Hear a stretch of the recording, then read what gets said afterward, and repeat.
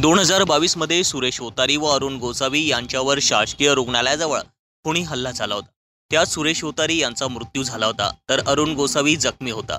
आता दिनांक 6 एप्रिल 2024 रोजी अरुण गोसावी यांच्या घरावर रात्री पुन्हा त्याच हल्लेखोरांनी खुनी हल्ला करण्याचा प्रयत्न केला।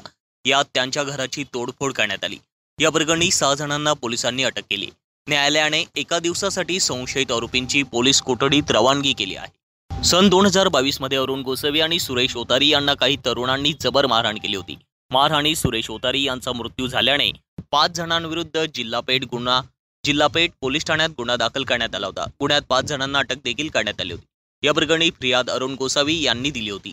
आता दिनांक 6 एप्रिल 2024 रोजी रात्री 11:45 सुमारास खुनातील काही संशयित हे अरुण गोसावी यांच्या घरी गेले। तेथे संशयित आरोपी भूषण विजय माळी उर्फ भाचा, आकाश उर्फ सुखलाल खंड्या ठाकूर, पवन दिलीप बाविस्कर उर्फ बद्या, सचिन कैलास चौधरी उर्फ टिचकुलिया, आकाश रवींद्र मराठे उर्फ ब्रो, चेतन रमेश सुधीर उर्फ बटाट्या वय 20 यांनी गोसावी यांच्या घरावर हल्ला केला होता। सर्वांनी घरावर दगडफेक करीत लाटाकाट्यांनी साहित्याची तोडफोड केली। यावेळी भूषण माळी याने तू कसा आमच्या विरुद्ध केस चालवतो तुला बघतोच असे म्हटले।